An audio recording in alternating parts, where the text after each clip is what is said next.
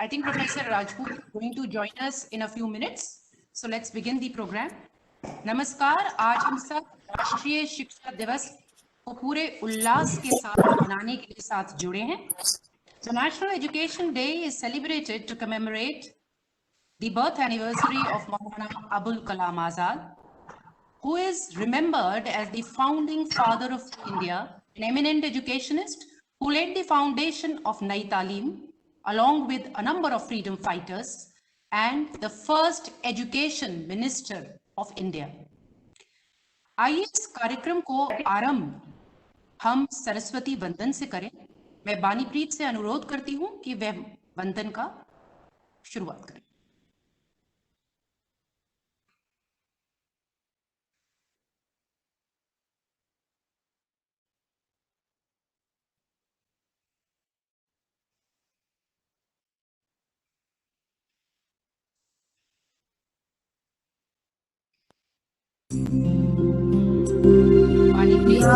कुंदेन्दु तुषारहार धवला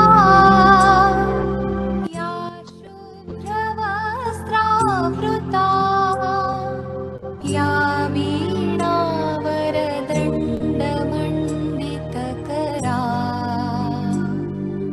या श्वेतपद्मासना या ब्रह्माच्युत शंकर प्रभृतिभिः देवैः सदा वन्दिता सा मां पातु सरस्वती भगवती निःशेषजाड्यापहा.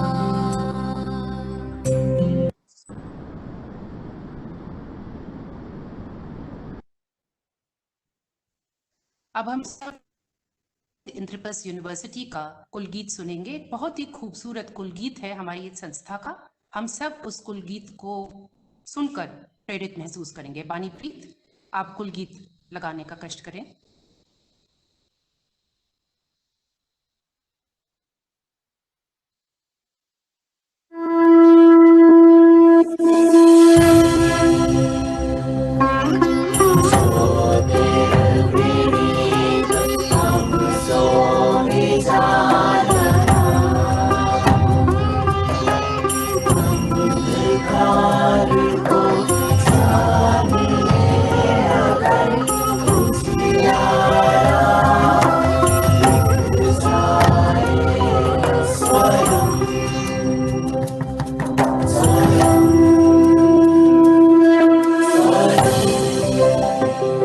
लाएंगे हम सच का सवेरा, गुरु कृपा का होगा बसेरा.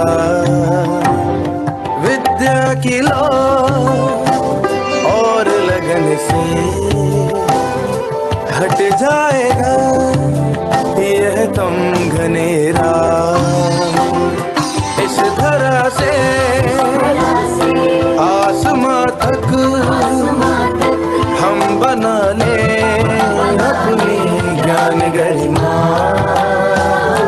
अपने श्रम से कौशलों से हम बढ़ा ले अपनी मान महिमा.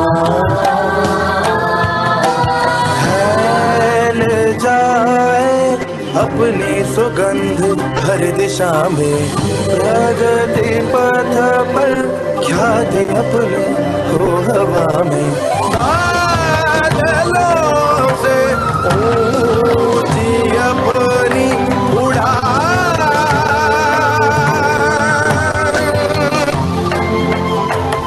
हम करेंगे विश्व का कल्याण.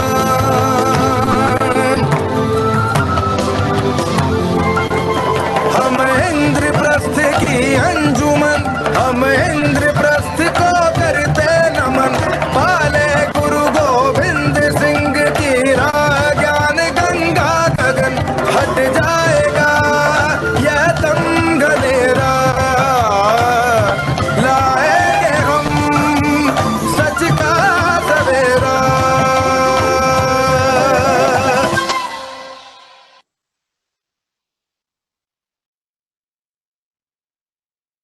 Ladies and gentlemen, Maulana Abul Kalam Azad, and I quote what he said, "Education is basic to the creation of an atmosphere in which human beings can meet one another on a plane of friendship and equality." And today, by organizing this webinar on the occasion of National Education Day, that's exactly what we all are striving for, to create that plane of friendship and equality. And this very theme of deliberation of this webinar, understanding the essence of National Education Policy 2020, stand for that. And Maulana Abul Kalam Azad also exhorted all of us teachers and said, educationists should build the capacities of the spirit of inquiry, creativity, entrepreneurial and moral leadership among students and become their role models. With these words, I now request Professor Dhananjay Joshi, the Dean of University School of Education, to kindly present the theme of today's celebration.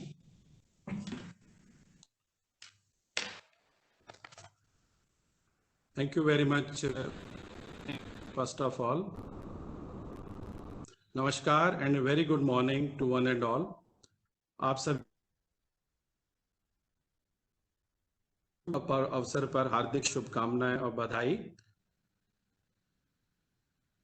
University school of education विश्वविद्यालय शिक्षा पीठ गुरु गोविंद सिंह इंद्रप्रस्थ विश्वविद्यालय आज अपना स्थापना दिवस भी मना रहा है। इस विश्वविद्यालय विद्यापीठ ने आज अपने 12 वर्ष कंप्लीट कर लिए। इस अवसर पर आज हम इस ऑनलाइन वार्ता के माध्यम से इस कोविड के माहौल में ऑनलाइन इस कार्यक्रम को आयोजित कर रहे हैं, और जिसका विषय है understanding the essence of national education policy 2020, राष्ट्रीय शिक्षा नीति का सार और उससे हमें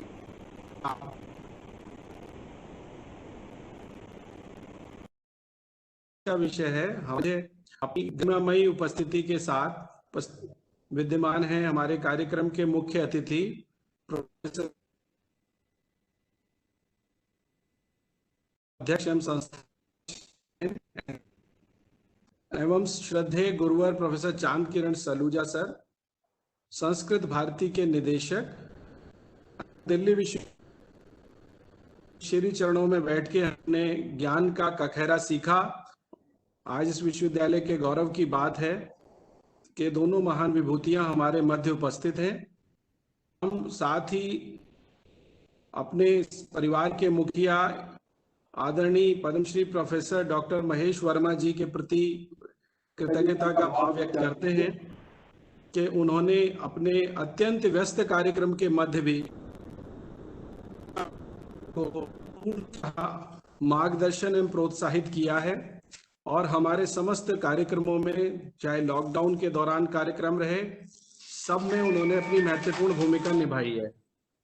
मैं इस कार्यक्रम में उनका सम्मिलित होने पर अपने विभाग की तरफ से हार्दिक हृदय से आभार व्यक्त करता हूं। साथ ही मैं आभारी हूं अपने विश्वविद्यालय के रजिस्ट्रार साहब, कुल सचिव प्रोफेसर श्री रवि दधीच जी का, समस्त संकाय प्रमुखों का एवं समस्त अध्यापकों का, इंद्रप्रस्थ विश्वविद्यालय से जुड़े हुए समस्त बीएड के 25 महाविद्यालयों के अध्यापक एवं उनके समस्त विद्यार्थियों का, जिन्होंने आज राष्ट्रीय शिक्षा दिवस के अवसर पर जुड़ करके इस कार्यक्रम को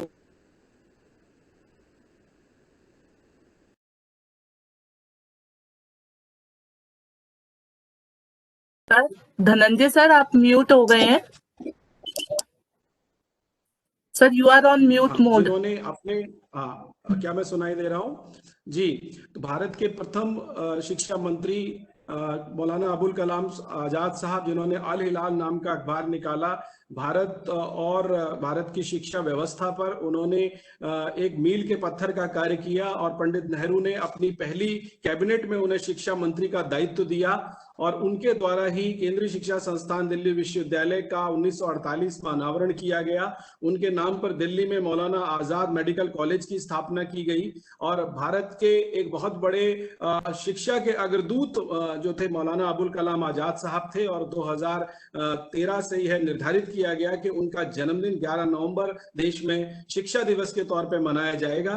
तो हम शिक्षा के विद्यार्थियों के लिए गर्व का विषय है कि हम शिक्षक दिवस 5 सितंबर सर्वपल्ली राधाकृष्णन जी के सम्मान में मनाते हैं और मौलाना अबुल कलाम आजाद साहब के सम्मान में आज राष्ट्र शिक्षा दिवस मना रहा है। और इस अवसर पर हमारे साथ आदरणीय प्रोफेसर JS राजपूत साहब और आदरणीय प्रोफेसर चांदकिरण सलूजा जी और हमारे विश्वविद्यालय के मुखिया प्रोफेसर महेश वर्मा जी उपस्थित हैं।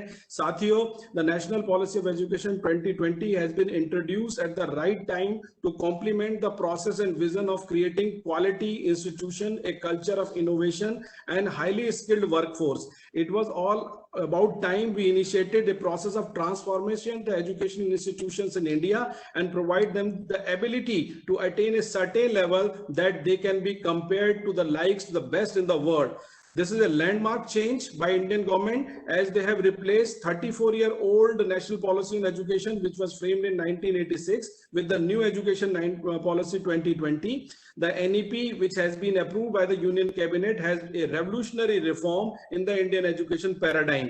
So, इस पर बहुत ज्यादा मैं अपनी तरफ से चर्चा नहीं करूंगा। हम चाहेंगे कि आज हमारे समस्त विद्यार्थी, हमारे फैकल्टी मेंबर्स, आज के इस कार्यक्रम के जो मुख्य अतिथि हैं उनके द्वारा आज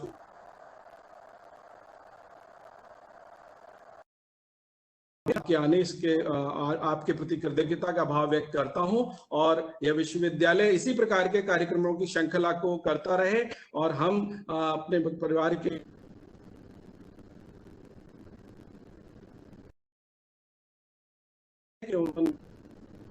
कार्यक्रम को दिया है। मैं पुनः आपका आभार।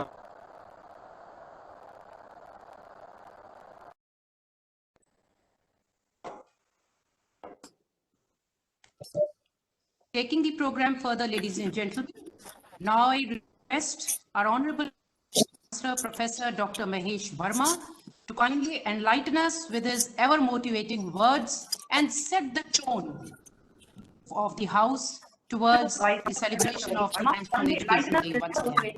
And set the tone of the House towards... Thank you, Shalini. Before I begin, may I ask everybody who's on this program to mute themselves, because only the person who's speaking should be unmuted, because otherwise there's a lot of zaring noise, and I think it is disrupting the proceedings of today's program.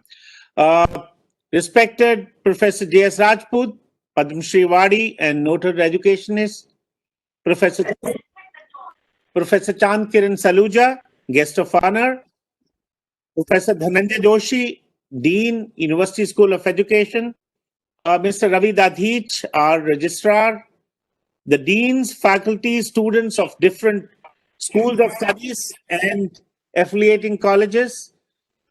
We are present today to celebrate National Education Day, commemorating the birth anniversary of Janab Maulana Abul Kalam Azad Sahib, a great visionary, intellectual par excellence, and a strong advocate of education, especially for women.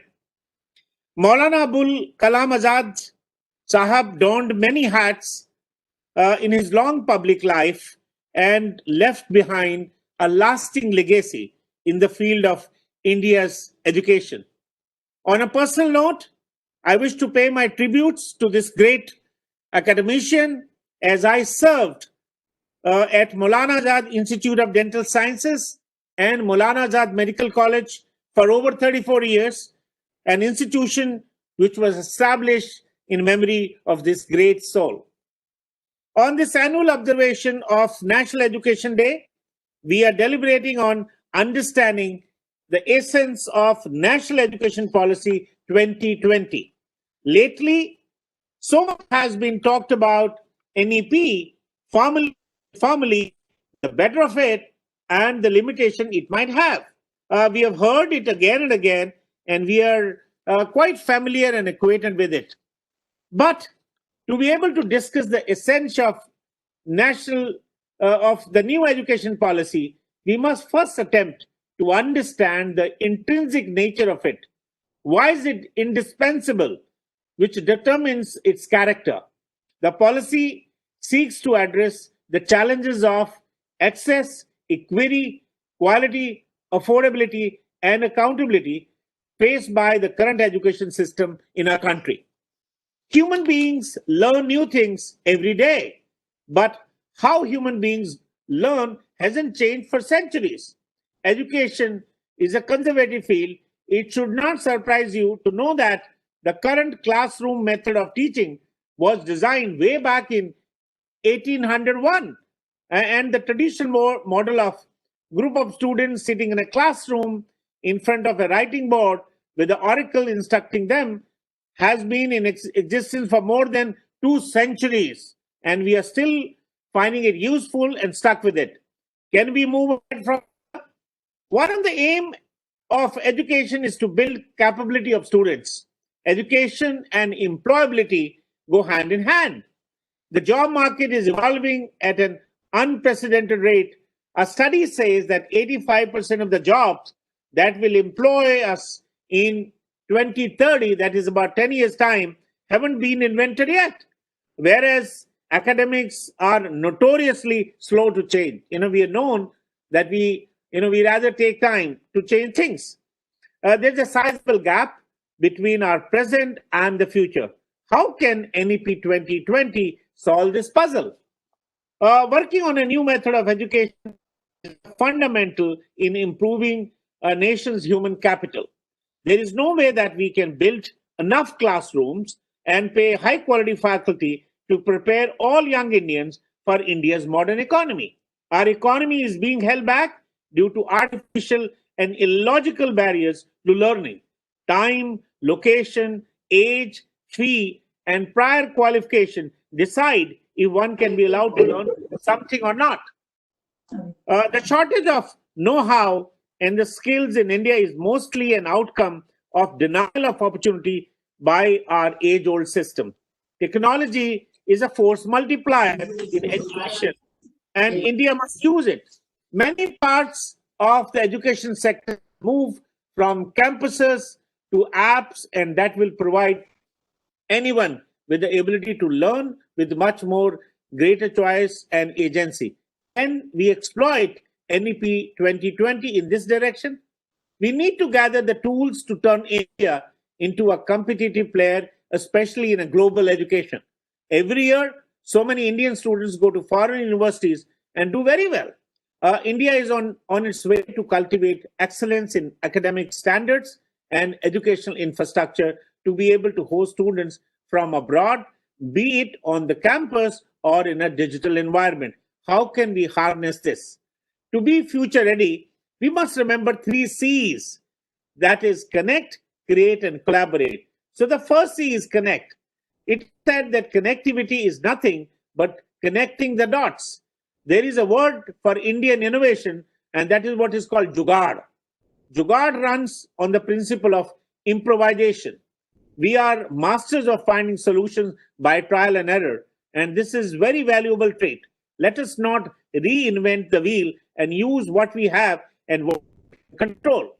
The second C is create. When we are creating, we must keep local in mind. India has a vast body of indigenous knowledge that can drive innovation in education and beyond. Only a humanitarian approach can transform run-of-the-mill science to flourishing creativity. Disciplines have to merge to create a blend of information which is less machine-like and a more human-like. And which brings us to the third C, and that is collaborate. Research is what propels humanity forward. The foundational knowledge of management is often required in every field, be it medicine, management, architecture, social science, psychology, or art. Management builds leadership and gives direction. The more crossovers we have, the more robust our system will become. NEP 2020 has endeavored to look at these much beyond. आज देश के सामने एक नई शिक्षा नीति पेश हुई है, जिसमें संरचना, प्रक्रिया और लक्ष्यों को लेकर महत्वपूर्ण संकल्प लिए गए हैं। आज विद्यार्थियों की संख्या, अभिरुचियों और संभावनाओं को लेकर चुनौतियों की जटिलता ज्यादा है, पर एक आत्मनिर्भर और सशक्त भारत के निर्माण के लिए भारतीय समाज और संस्कृति की आकांक्षाओं का आदर करते हुए जरूरी बदलाव के साथ शिक्षा को जीवन दान देना होगा, क्योंकि शिक्षा का कोई दूसरा विकल्प नहीं है। Let us listen to great luminaries, Professor Rajput and Professor Saluja, who have been great exponents of education, its dissemination and regulation. It's a great privilege for me to welcome Professor J.S. Rajput, former director of NCERT, and Professor Kiran Saluja, Director Academics, Sanskrit Promotion Foundation, to this forum. I also take this opportunity to appreciate the efforts of Professor Dhananjay Joshi, Dean, University School of Education, and the entire faculty of University School of Education for celebrating the establishment day of the School of Education and also for arranging this program. My appreciation to all the deans and our faculty, our registrar, Mr. Ravi Dadhich, for contributing to day-to-day progress of our university. Thank you. Sadar Dhanyavad. Jai Hind. Sir आपका बहुत बहुत धन्यवाद। Thank you so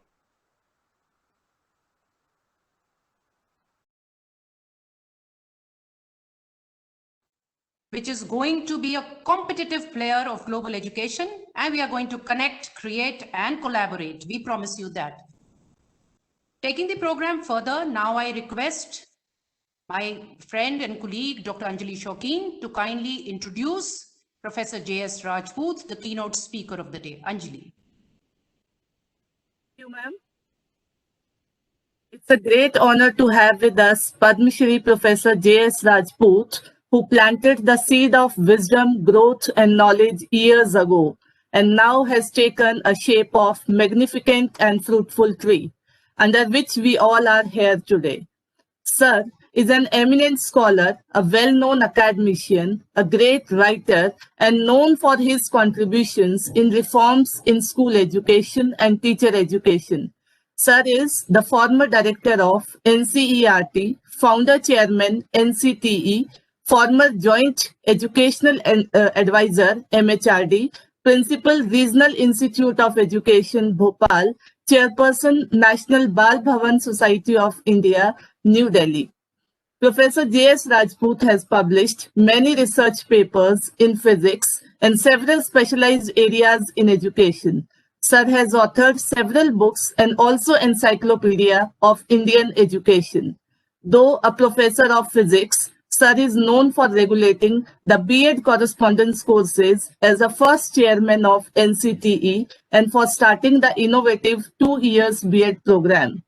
His research publications in physics earned him a professorship at the age of 31 years only. UNESCO has also honored Sir with Jan Amos Comenius Medal in 2004 for his contributions to the educational reforms in India. And Sir also received the Maharshi Ved Vyas Award in 2010 by the government of Madhya Pradesh. The government of India awarded him the 4th highest civilian honor of Padma Shri in 2015 for his contributions to literature and education. In March 2018, Sir was nominated as Indian representative on the Executive Board of UNESCO by the Government of India. I would like to invite you, Sir, to please deliver the keynote address with us. We welcome you, Sir. Over to you. Sir, we welcome you, sir. Over to you. Many thanks, esteemed Vice Chancellor, esteemed Dr. Saluja, Professor Joshi, colleagues and friends. I presume some students are also there. So my best wishes to the future teachers of India. The Honorable Vice Chancellor has practically brought out all the salient features of the new education policy. And I am sure all of you have gone through the policy. You have found many new things in it. And now the stage is set. The stage has been set up through many discussions and webinars how to proceed ahead. These days, you know, I recall कुछ problem हो रहा है इसमें. There is some problem in this sound. It is reflecting back to me. You see, recently there has been a presidential election in United States. Much earlier, I had read that when a new president was elected, somebody in his first press conference asked, "Sir, now that you have been elected, what next?" The president-elect replied, "Now the problems begin." So the challenges now emerge before all of us. And each one of us has to identify what would be my role in the implementation of education policy. What is that I seek in this education policy? What is that I would like to look for in this policy? How it can help me in growing up? How it could help me in making my learners grow up along with me? Let me begin, after posing this particular aspect before you, that in the year when the transition to the 20th century was to take place, I think 5 years, 4 years before it, everywhere in the world, people were talking of what would be the shape of my area in the 21st century, in the 20th century. Now, if you remember, as this year 2000 was coming, everyone was talking about the 21st century. And everybody was reviewing what happened in the 20th century. Things happened like that. UNESCO also set up a commission on what would be the shape of education in the next century. And this Delos Commission report must be known to most of you. When this report was released in Geneva on 2nd October 1996, I was present there. And few takeaways which I brought with me, I would like to repeat before you. The chairperson of the commission, Jacques Delors, said, and Jacques Delors is a very famous person in several fields of activity, human activity. He said, "We have a report for you. The title of the report is Learning the Treasure Within." And somebody from India, anybody from India would immediately recall what Swami Vivekananda has said. Education is manifestation of perfection already in man. And I too recalled it. I was so happy to see the title. Then there was one more sentence. And this sentence was, with the chairperson spoke, education in every country must be rooted to culture, committed to progress. This, to my mind, is the most important aspect that each one of us should look for in this policy. And if you find, yes, it attempts to link the education to the roots of this country, you must find out and see how it could be implemented. We have forgotten many things. And I think occasions like Teachers' Day or National Education Day are there to remind us of our own tradition of quest of knowledge. I could say Indian tradition of knowledge quest. And we all remember it, its continuity, its discontinuity, its rise, and its being stunned for some times, stunted for some times. So many things have happened in our system. But certain things are basic. This policy and the title Learning the Treasure Within must inspire me and each one of us that we are inheritors of a great tradition of knowledge quest. We were the people who first said Sarvabhuta Hitarata, in the service of all, in the welfare of all.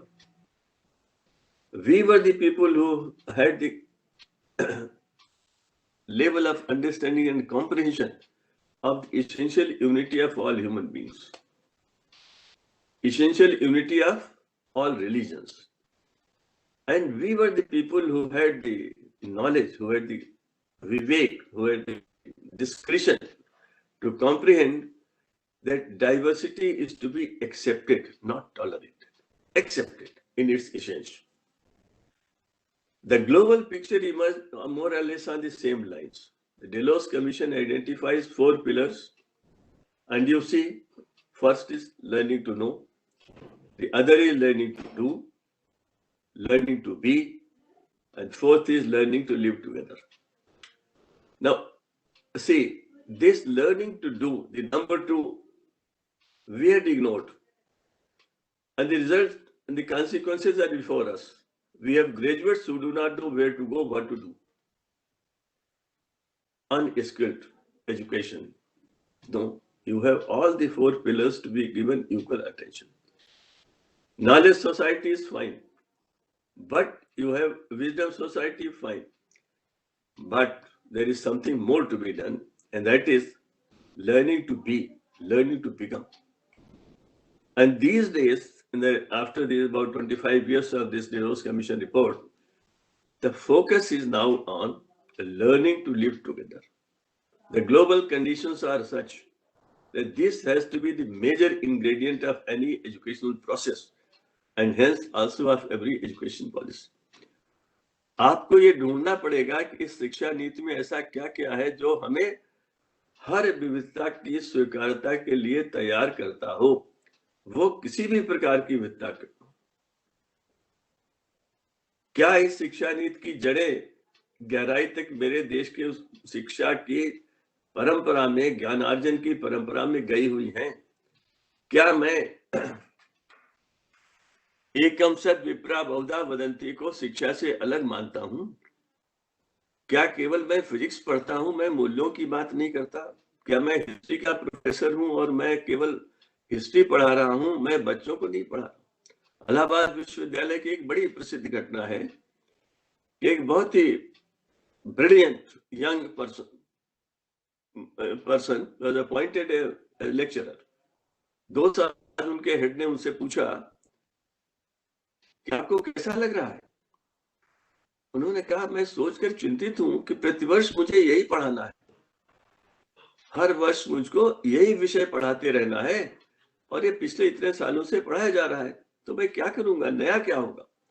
उन्होंने कहा, आप physics पढ़ा रहे हैं, मैं बच्चों को बड़ा कर रहा हूं।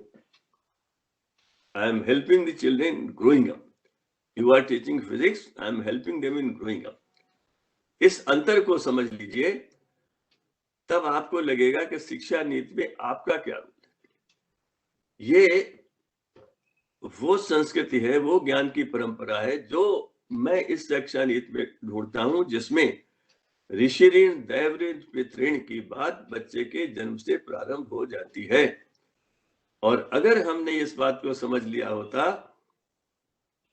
तो मेरे देश में वृद्ध आश्रमों की आवश्यकता नहीं पड़ी होती। ये कल्चर मेरा है, ये पूर्व का कल्चर है, ये भारत की सभ्यता है, भारत की संस्कृति है, मगर हमने इसको व्यवहार में नहीं अगर हमने इसको समझा होता तो हमारी नदियां प्रदूषित नहीं होती, हमारे जंगल कटे नहीं होते, हमारे आपस पक्षियों की स्पीशीज समाप्त नहीं हो गई होती। हमने मनुष्य और प्रकृति के संबंधों के बीच की धारणा को अगर हमने खोज लिया होता तो निश्चित रूप से ये स्थिति नहीं होती।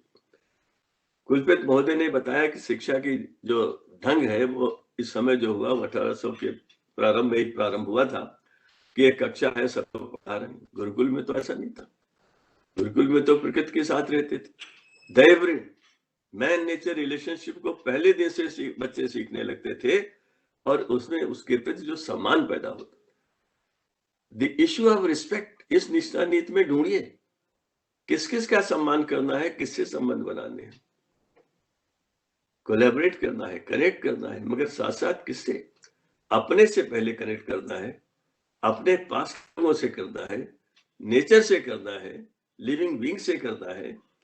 क्या इसकी शिक्षा मुझे आवश्यक है कि कक्षा में ही मिले? मैं स्वयं भी तो प्राप्त कर सकता हूँ। मौलाना आजाद की बात लीजिए। मौलाना आजाद के पिताजी जब कलकत्ते आए, उनका परिवार वहां आया, तो कलकत्ता मदरसा उनके लिए उपयुक्त माना जा रहा था, मगर उनके पिता ने उन्हें वहां नहीं भेजा। वे वहां की गुणवत्ता से संतुष्ट नहीं थे, उन्होंने स्वयं पढ़ाया। मौलाना की सारी पढ़ाई स्वयं ही हुई, और जो लोग 25 साल में 24 साल में जितना पढ़ते थे उस समय, तो मौलाना ने 16 साल में प्राप्त कर लिया। और उन्होंने अपनी पुस्तक इंडिया मीन्स फ्रीडम में एक बहुत अच्छा वाक्य लिखा है, जो मैं समझता हूँ हर विद्यार्थी को आज के दिन जानना चाहिए और याद रखना चाहिए कि परंपरा ये थी कि अगर आप शिक्षित हो गए हैं तो उसका प्रमाण क्या है? सर्टिफिकेट तो है, वो उसकी कोई ज्यादा महत्व नहीं है, हम सब जानते हैं उसका महत्व नहीं। उसका प्रमाण ये था कि आप पढ़ाइए। और उनके घर में 15 बच्चों को बुलाया गया जिनको वो मैथमेटिक्स और फिलॉसफी वगैरह पढ़ाने लगे। तब ये हुआ कि हाँ, अब मैंने देख लिया है। पढ़ने और पढ़ाने के इस संबंध को याद रखिए। इसकी बात आई तो मैं तो इसमें ये देखना चाहता हूं कि जब जो बीएड के लोग हैं, एजुकेशन के लोग हैं, उनको मैं ये दोहराना चाहता हूं कि हमारे यहाँ उसके 400 पान हैं, और ये 400 पान आपको इसमें ढूंढने हैं, और जब क्रियान्वित करें तो ध्यान में रखने। अध्ययन, पढ़ना लिखना ठीक है, कक्षा में होता है, लाइब्रेरी में होता है, मैं पुस्तक लेकर पढ़ता हूँ, ये मेरा अध्ययन।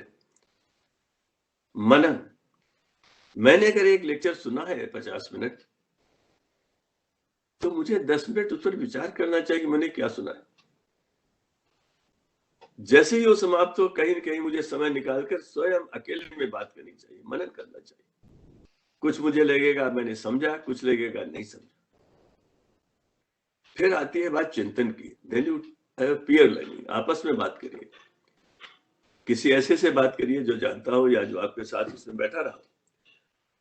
तब आप देखेंगे कि several clarifications will come, and then comes the fourth.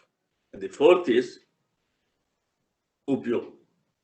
That knowledge is meaningless about the use of which you are not taught. जिसके यूज को आपको बताया नहीं गया है, समझाया नहीं गया है, उस ज्ञान का कोई महत्व नहीं है, उसमें समय नष्ट करने की आवश्यकता नहीं। नई शिक्षा नीति में इस तरह की बात जब कही गई कि जो आपकी रुचि हो उधर आप पढ़िए, आपको किसी बंधन से बंधे हुए विषय पढ़ने के लिए नहीं कहा जाएगा। ये चीज उस दिशा में प्रमाण लाती है कि कैसे आप उधर बढ़े जिसमें आपकी रुचि है, आपकी अभिरुचि है, जिसमें आपको लगता है कि आप प्रवीणता प्राप्त कर सकते हैं, आप उत्कृष्टता प्राप्त कर सकते हैं। ये कहीं न कहीं आपको देखना पड़ेगा। इस शिक्षा नीति में एक बात और कही गई है, वो ये है कि वोकेशनल और करिकुलर का अंतर समाप्त करने की बात कही गई, शिक्षा की पूर्णता की बात कही गई। ये जो बातें हम पहले करते रहे और जिनको हमने ध्यान से उतार दिया। देखिए, कहा तो बहुत पहले गया, मौलाना आजाद गांधी जी के से 1925 के करीब मिले थे, काफी देर में उनकी मुलाकात हुई, लेकिन उस समय जो बेसिक एजुकेशन, बुनियादी तालीम की बात हुई थी, मैं उसके एलिमेंट्स इस शिक्षा नीति में ढूंढने की कोशिश करता हूं। उसमें क्या कहा गया था? उसमें कहा गया तो draw the best out of head, hand and heart. यहां पर जब यह कहा जाता है कि हम मूल्यों की शिक्षा करेंगे, हम एक वाइब्रेंट सोसाइटी बनाने की कोशिश करेंगे जहां पर बच्चे को विकसित होने का पूरा अवसर मिलेगा। इसमें एक छोटी सी संतुष्टि है कि 10 दिन bagless internship with an artisan. किसी के साथ बच्चा अगर 10 दिन बिताता है, वो छोटा सा कामगार है, कोई भी है, तो निश्चित रूप से उसमें और उसके अंदर एक तारतम्य बनेगा, उसके सम्मान बढ़ेगा। और ये सम्मान कैसा होगा, इसके लिए मैं आपको एक उदाहरण दूंगा। अभी जब कोविड के दौरान बहुत से लोग मुंबई, सूरत, अहमदाबाद जैसे बड़े बड़े शहरों से घर के लिए पैदल चले, तब समाज में शिक्षा व्यवस्था की बहुत बड़ी कमी सामने आई। लर्निंग टू बी की अनुपस्थिति आपके सामने आई। सर्वभूतिते रता की शब्द तो है हमारे पास, लेकिन अनुभूति नहीं है, व्यवहारिकता नहीं है, ये सामने आया। जिन लाखों लोगों ने अपने मेहनत से, श्रम से अनेक लोगों को अरबपति खरबपति बनाया था बंबई जैसे शहरों में, वो शहर कुछ महीने भी उनकी देखभाल नहीं कर पाए। कर सकते थे, संसाधन थे उनके पास, प्रवृत्ति नहीं थी, इच्छा शक्ति नहीं थी, मूल्यों के प्रति आसक्ति नहीं थी, मूल्यों को जीवन में उतारा नहीं था। मैं भी लगे रहे। हर वर्ष भारत के उन लोगों के नाम आते हैं जो खरबपतियों की नई सूची में जाते हैं, मगर और कहीं धीरे से ये भी छपता है कि कितने लोग भूखे। उस शिक्षा का क्या महत्व, उस शिक्षित व्यक्ति का क्या महत्व है जो ये महसूस नहीं करता कि उसका जीवन ठीक चल रहा है मगर उसी का जीवन ठीक नहीं चल रहा। महात्मा गांधी ने एक पुस्तक पढ़ी थी रस्किन की, अनटू दिस लास्ट। आप सबने भी उसके बारे में जाना होगा। शाम को उन्हें पुस्तक दी गई, ट्रेन में उन्होंने पढ़ी थी, 40-42 पेज की छोटी सी पुस्तक है, और अगले दिन उनका जीवन बदल गया। उन्होंने कहा, मैं अब एक आश्रम में रहूंगा, मैं श्रम महत्ता को समझूंगा और करके देखूंगा। उन्होंने शिक्षा पे प्रयोग किए, उन्होंने अन्य भी कई प्रयोग किए, मगर जो सबसे महत्वपूर्ण बात वहां से निकली थी वो थी कि मैं सर्वोदय को कैसे समझता हूँ। नई शिक्षा नीति से हर शिक्षित व्यक्ति को इस पर ध्यान देना चाहिए कि क्या उसने सर्वोदय की बात उसकी समझ में आई है। हर अध्यापक प्राध्यापक को यह विचार करना चाहिए क्या वो उस युवा के, उस बच्चे के, उस युवक के अंदर ये भाव पैदा कर सका है कि उसका जीवन केवल उसका नहीं है, उसके पास 3 ऋण हैं, ऋषि ऋण, दैव ऋण, पितृ ऋण, और उनको निभाना उसके जीवन के लक्ष्य को निर्धारित कर सकता है। गांधी ने अपनी आत्मकथा में लिखा, रस्किन की किताब पढ़कर मैं सर्वोदय को इस प्रकार समझता हूं।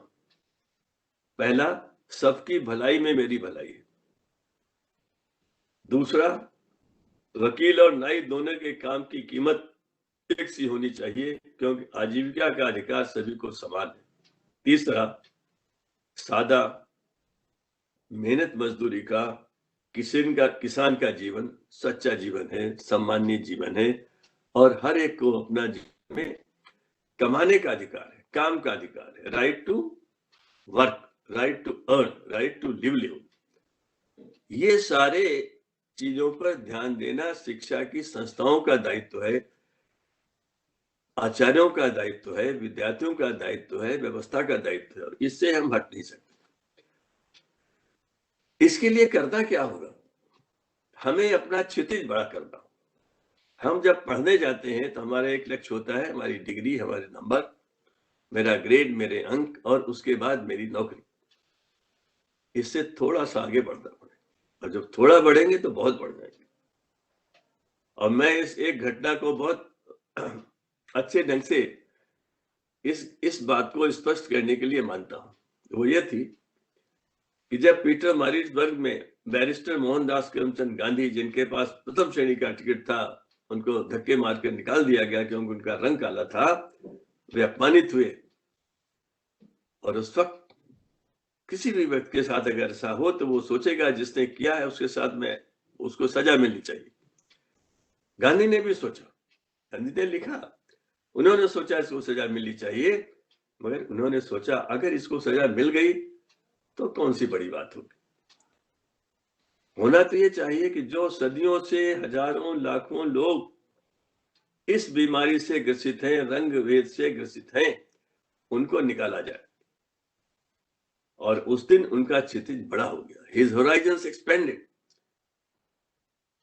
from individuality to universality। और उसके बाद क्या हुआ वो आप जानते हैं। स्वामी रंगनाथानंद जी ने एक भाषण में ये बात कही थी कि ये teacher transforms a person into personality. इस शिक्षा नीति में हमें व्यक्तित्व विकास करना, उसके सारे आयाम पुस्तकों में लिखे हैं, आप परिचित हैं, आप पढ़ाते हैं, वो मैं नहीं कहूंगा, लेकिन वो जो वाक्य है वो याद करने लायक है। ट्रांसफॉर्म्स ए ले इंडिविजुअल, ए ले पर्सन इनटू ए पर्सनालिटी, व्यक्तित्व में बदल देता है। एनसीटी का लोगो गुरुर गुरुतमो धामा, अक्सर हमारा ध्यान नहीं जाता उधर, लेकिन इसको ढूंढने के लिए मैंने बहुत लोगों से संपर्क किया था। ये मेरा उत्तरदायित्व था और मैं चाहता था कि अध्यापक के सारे कर्तव्य इसमें आ जाए, जितना कहा जा सकता है वो सब कहा जाए, अध्यापक भी आ जाए, शिक्षा भी आ जाए, जीवन के लक्ष्य भी आ जाए। और मुझे ये मिला, महाभारत के शांति पर्व का श्लोक है जो उस समय एक विद्वान थे श्री पांडुरंग राव, उन्होंने मुझे ये दिया और समझाया। गुरु गुरुतमो धामा अर्थ क्या है? इस शिक्षा नीति का बहुत सा सार इसमें छुपा हुआ है। अर्थ है, a teacher takes learner from humanity to divinity. इससे बड़ा लक्ष्य क्या कोई हो सकता है? और अध्यापक पर कितना उत्तरदायित्व आ जाता है। अगर मेरा काम किसी को ह्यूमैनिटी से आगे ले जाना है तो मुझे तो ह्यूमैन बनना पड़ेगा ना। मैं तो आचार्य, मुझे बनना पड़ेगा। मेरा आचरण अनुकरणीय होना चाहिए और इसके लिए मैं और किसी पर कोई आरोप नहीं लगा सकता। अपने आचरण को सुधारने का उत्तरदायित्व मेरा ही होता है। जस्टिस जेएस वर्मा ने 2012 में लिखा अपनी एनसीटी की कमेटी में कि एनसीटी पर एक रिपोर्ट में कि देश में 10,000 ऐसे शिक्षा संस्थान हैं जो बीएड की डिग्री बेचते हैं। मैं आप सबसे कहना चाहता हूं कि ये 10,000 शिक्षा संस्थान बने कैसे, इनको अनुमति कैसे मिली? देश के 30,000 मूर्धन्य शिक्षाविदों ने उस पर दस्तखत किए हैं। हर जगह 3 लोग जाते थे, 10,000 में गए कि यहाँ पर पूरी व्यवस्था है, यहाँ अच्छे अध्यापक बन सकते हैं। और उन्होंने उसमें भाग लिया कि 30 अगर वहां 100 अध्यापक भी 10,000 संस्थाओं में प्रतिवर्ष निकलते हो तो आप पता लगा सकते हैं कि वे उस श्रेणी में आते हैं जिसको भारत के पूर्व न्यायाधीश ने ऐसे कहा था। इस प्रकार की प्रवृत्तियों को रोकना आवश्यक है, उसके बाद ही नई शिक्षा नीति का क्रियान्वयन हो सकता है। मुझे 20 मिनट के लिए कहा गया था, मैं 2-4 बातें और संक्षेप में कह देना चाहता हूं। मैं इस शिक्षा नीति में भारतीय दर्शन को ढूंढने का प्रयास करता हूं। मैं ये प्रयास करता हूं कि श्री अरविंदो का वो वाक्य जो मुझे बहुत अच्छा लगता है और मैं बार बार दोहराता हूं कि हर व्यक्ति को 2 वरदान मिले हुए होते हैं और वो वरदान है power of ideas and power of imagination. हर बच्चे को power of ideas and power of imagination मिले हुए होते हैं और हमारी शिक्षा व्यवस्था इसको कुंठित करती रहती है, लगातार इसको रिस्ट्रिक्ट करती रहती है। Continuously we are restricting all of this. आप ऐसी विधा निकालिए, ये शिक्षा नीति के क्रियान्वयन में हर बच्चे को न केवल उसकी रुचि का विषय मिले, उसके विचारों को उछाल मिले, उड़ान मिले। और इससे क्या होगा? इससे उसकी सृजनात्मकता बढ़ेगी, उसकी जिज्ञासा बढ़ेगी। ये 4 शब्द बड़े ही महत्वपूर्ण हैं जो इसके क्रियान्वयन की गुणवत्ता को सिद्ध करेंगे। Ideas, imagination, curiosity and creativity. यहां पर एक चीज और भी मैं दोहराना चाहता हूं, वो है गुरुदेव टैगोर की। हमारे बच्चों को शिक्षा कैसे मिलती है, किस प्रकार के स्कूलों में मिलती है, इस सबसे हम परिचित हैं। आधे से अधिक बच्चे उन स्कूलों में हैं जहां सामान्य सुविधाएं नहीं। हमारे ये बात हमारे महाविद्यालयों पर भी लागू होती है। विपन्नता की बात भी आती है, हमारी संवेदनहीनता की बात भी आती है। दिल्ली के कॉलेज में अंत से एक लड़की आती है, पढ़ती है और परिस्थितियों के कारण आत्महत्या कर लेती है। हमें से हर एक के घर में इस बात को महसूस होना चाहिए कि कहीं न कहीं हम लोग भी जिम्मेदार हैं। इस व्यवस्था में कहीं न कहीं जिम्मेदारी है। पहली बात, ये स्थिति बनती क्यों है? आज भी ऑनलाइन और ऑफलाइन की बात जो चल रही है, उसमें मैं अपने आसपास देखता हूं बच्चों को कितनी कठिनाइयां हो रही। तो इस शिक्षा व्यवस्था में कुछ चीजें मूल रूप से आई हैं, उनका दर्शन आया है। आपको ऐसा दिखाई दे या ना दिखाई दे, जैसे 5 मूल्यों की बात करी है, सत्य, अहिंसा, शांति, धर्म और प्रेम। ये 5 मूल्य वही हैं जो सन 2000 में एनसीईआरटी ने प्रस्तावित किए थे, जिनके लिए भारत के सुप्रीम कोर्ट ने कहा था कि काम तो 50 साल पहले होता तो देश के लिए बहुत अच्छा रहता। इस पर ध्यान दीजिए, ये बहुत आवश्यक है। और अंत में 3 वाक्य श्री अरविंदो के मैं कहना चाहता हूं, जो हम में से हर एक को मदद कर सकते हैं। पहला तो हम सब जानते हैं कि बच्चे फ्रॉम नियर टू फॉर, ये हर एक आप जो सुन रहे हैं सभी जानते हैं इसका क्या अर्थ है। जिस वातावरण से बच्चा आता है उसी की निरंतरता बनाए रखने का प्रयास होना चाहिए और तब उसे नया देना चाहिए। लेकिन दूसरा है, वो सबसे महत्वपूर्ण है, वो यह है नथिंग कैन बी टॉट। अब इसको उससे जोड़ लीजिए, learning the treasure with in, perfection already in man. Nothing can be taught पर एक बहुत अच्छी पुस्तक आपके विश्वविद्यालय के अध्यापकों को लिखनी चाहिए, इसका अर्थ क्या है, और मैं उसमें समय देने को तैयार हूं, लेकिन आना हमें समझना चाहिए इसको। और उनका तीसरा वाक्य है, mind must be consulted in its development. जब तक आप बच्चे को समझ नहीं पाएंगे, उसकी आवश्यकताओं के, उसके चिंतन के, उसकी विचारधाराओं की, उसकी स्थिति को, तब तक आप किसी भी स्टेज पर अध्यापक हों, आप अपना कर्तव्य पूरा नहीं निभा पाएंगे। आचार्य विनोबा भावे ने गांधी जी की जो बेसिक बुनियादी तालीम की बात थी उस पर एक बार कहा कि मैं तो इसको नित्य नई तालीम कहता हूँ। प्रतिदिन कुछ न कुछ नया हमारे मन में आना चाहिए, वैचारिकता में आना चाहिए, व्यवहारिकता में आना चाहिए। और उन्होंने एक जगह ये भी कहा कि इस नीति में अध्यापक को बच्चा बनना पड़ता है, अध्यापक को विद्यार्थी बनना पड़ता है और विद्यार्थी को बड़ा बनना पड़ता है। ये इस शिक्षा नीति के आसपास ढूंढिए, आपको मिल जाए। मेरा समय पूरा हो गया है। एक बात कहना चाहता हूं जो मेरे मित्र ने बताई कि हम दूसरों पर ब्लेम करें, ये हमारे प्रवृत्ति में आ जाता है। अपने को ठीक करें। हम इसको देखें कि हमारे शिक्षा संस्थानों में ये माना जाएगा कि देश की शिक्षा व्यवस्था की, देश की कॉग्निटिव कैपिटल का आधार टीचर एजुकेटर्स हैं। उन्हीं से अच्छे टीचर एजुकेटर अच्छे अध्यापक बनाते हैं और अच्छे अध्यापक अच्छे नागरिक बनाते हैं।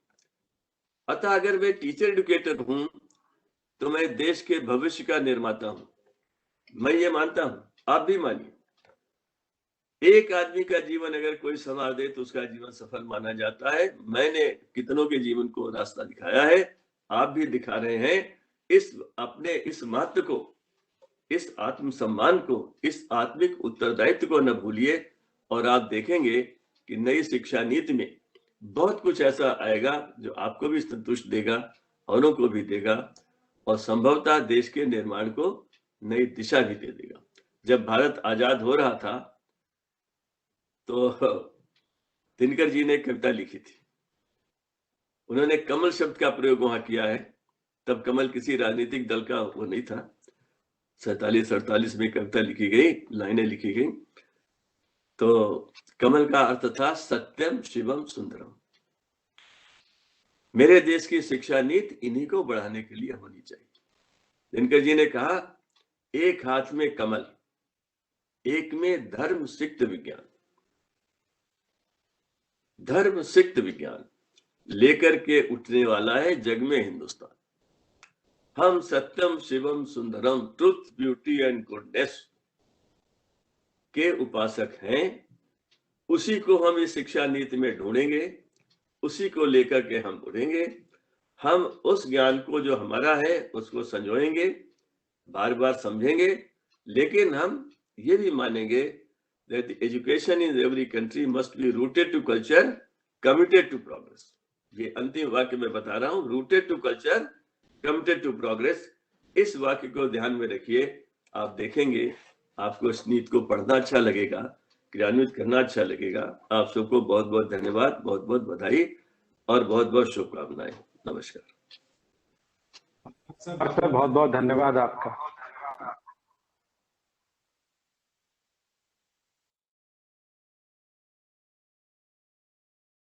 हम आपको आश्वस्त करते हैं कि हम इस नई शिक्षा नीति में ढूंढेंगे कि हमारा इसमें क्या योगदान है, और हम ये भी पूरी करेंगे कि हम में अपनी शिक्षा देने की विधि में अध्ययन, मनन, चिंतन, उपयोग सभी को लाएंगे। ये हम आपको आश्वस्त करते हैं। अब इस कार्यक्रम को आरंभ से आगाज से आयाम तक ले जाते हुए मैं आमंत्रित करती हूँ मेरे दोस्त, मेरे कुली डॉक्टर अमित आहूजा को कि चांद किरण सलूजा सर जो हमारे टीचर रहे हैं उनको इंट्रोड्यूस करें और मंच को आगे।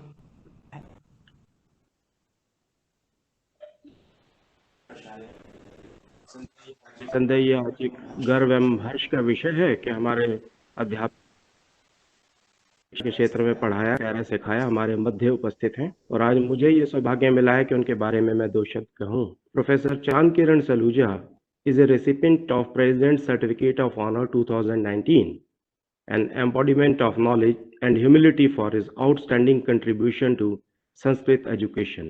He is the Director, Academic Sanskrit Promotion Foundation, Delhi. Professor Saluja is also the former President of Sanskrit Bharati and presently is a member of many boards of management of many institutions under MHRD like NCERT, Rashtriya Sanskrit Sansthan, Indian Council for Philosophical Research, etc. Professor Saluja's quest for knowledge, simplicity to the core, the pursuit for perfection, unparalleled service to teacher education, relentless efforts to train master trainers, and his love for all the three, that subject and teaching, have made him a great in the real sense and a practical yogi.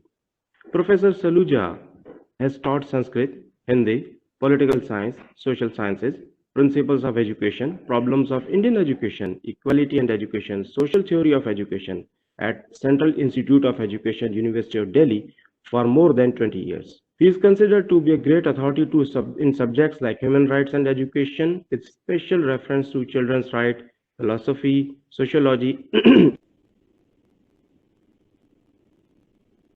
perspectives, ancient Bharatiya system of education. He has guided 18 students at PhD level, about 30 at MPhil level, and about 150 at MAd level. Professor Saluja pioneered communicative approach in Sanskrit language teaching in CBSE schools and conducted more than 100 teacher training programs all over India and revolutionized Sanskrit teaching method at the school level. He authored, edited, and guided Sanskrit textbooks not only for CBSE, DV, etc., but also for state textbook boards. Under the path-breaking guidance of Professor Saluja, Sanskrit Promotion Foundation, SPF, CS have already produced more than 70 books under Sanskrit for specific purpose series like Sanskrit for Yoga, Sanskrit for Ayurveda, Sanskrit for Bhagavad Gita, Sanskrit for Vedanta, Sanskrit for Natya Shastra, Sanskrit for Music and Arts, etc. Online Sanskrit tutorials are another first of its kind in Sanskrit education achieved by Professor Saluja. School textbooks of modern subjects are also being translated into Sanskrit by Professor Saluja and his team of young scholars. Research in Sanskrit pedagogy and Bharatiya Shiksha is being undertaken in SPF, that is Sanskrit Promotion Foundation, Delhi, under the able guidance of Professor. Untiring efforts have taken the Sanskrit Promotion Foundation into the forefront of the rejuvenation of Sanskrit education. Sir, definitely it's a matter of pride for us that an eminent educationist like you is here among us to shower his blessings on us and enrich with his words of wisdom to us. Now I request you, sir, to please enrich us. Thank you, sir. Sir आपका स्वागत करते हैं इंद्रप्रस्थ विश्वविद्यालय की तरफ से। आपका बहुत बहुत अभिनंदन। आदरणीय प्रोफेसर चांद किरण सलूजा। धन्यवाद। ये हो सकता है वीडियो बंद करना पड़े क्योंकि वो नहीं तो इसका वो चला जाता है, कुछ आवाज नहीं आ पाती है, तो बीच में वीडियो बंद हो सकता है, लेकिन आवाज आती रहे मेरा प्रयास रहेगा। जी सर। इस सत्र में उपस्थित सम्मान्य प्रोफेसर जगमोहन सिंह राजपूत जी, पूर्व निदेशक राष्ट्रीय शैक्षणिक अनुसंधान एवं प्रशिक्षण परिषद एवं पूर्व अध्यक्ष राष्ट्रीय शिक्षक शिक्षा परिषद। इस सत्र के अध्यक्ष प्रोफेसर महेश वर्मा जी, इस विश्वविद्यालय के कुलपति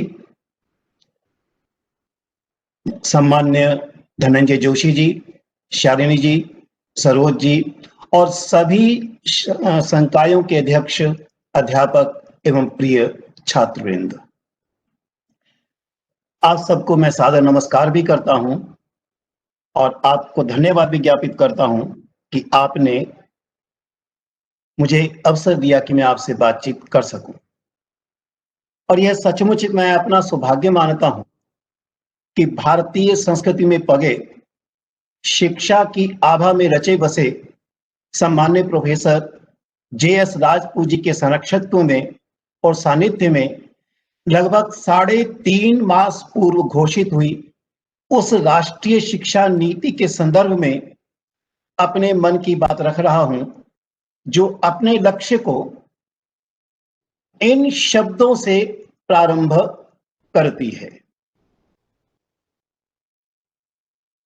शिक्षा पूर्ण मानव क्षमता को प्राप्त करने, एक न्यायपूर्ण समाज के विकास और राष्ट्रीय विकास को बढ़ावा देने के लिए मूलभूत आवश्यकता है।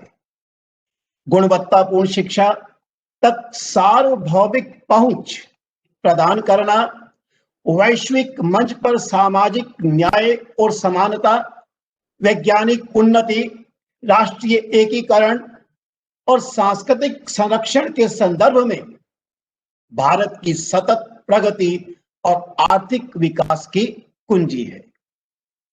सार्वभौमिक उच्चतर स्तरीय शिक्षा वह उचित माध्यम है जिससे देश की समृद्ध प्रतिभा और संसाधनों का सर्वोत्तम विकास और संवर्धन व्यक्ति, समाज, राष्ट्र और वैश्विक हित के लिए किया जा सकता है। अगले दशक में भारत संसार का सबसे युवा जनसंख्या वाला देश होगा और इन युवाओं को उच्चतर गुणवत्तापूर्ण शैक्षिक अवसर उपलब्ध कराने पर ही भारत का भविष्य निर्भर करेगा। साथियों, यह सच है कि इस नीति के समक्ष सबसे बड़ी चुनौती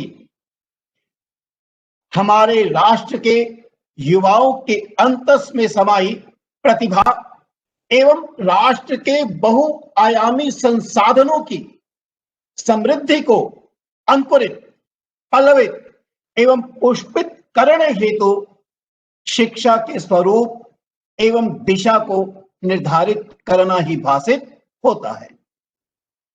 भारतीय ज्ञान परंपरा को अपने आधार के रूप में स्वीकार करने के साथ साथ व्यक्ति और समाज के बीच सामंजस्य, एकीकरण, समरसता एवं समावेशन के स्वप्न को संजोए यह नीति अपने आधारभूत सिद्धांतों के अंतर्गत समाज के आधार रूप में देखे गए बच्चों की स्वाभाविक में विश्वास करने हेतु एक बहुत बड़ा संदेश देती है, जिसे मैं प्रायः सर्वत्र दोहराता हूं। इसके अनुसार प्रत्येक बच्चा अपने आप में कुछ विशिष्ट क्षमताओं को संजोए हुए है। इन्हें स्वीकार किया जाना चाहिए, इनके विकास हेतु प्रयास किए जाने चाहिए। पर यह भी ध्यान रखना होगा, यह कार्य बस यूं ही नहीं किया जा सकता जब तक संवेदनशील न हुआ जाए।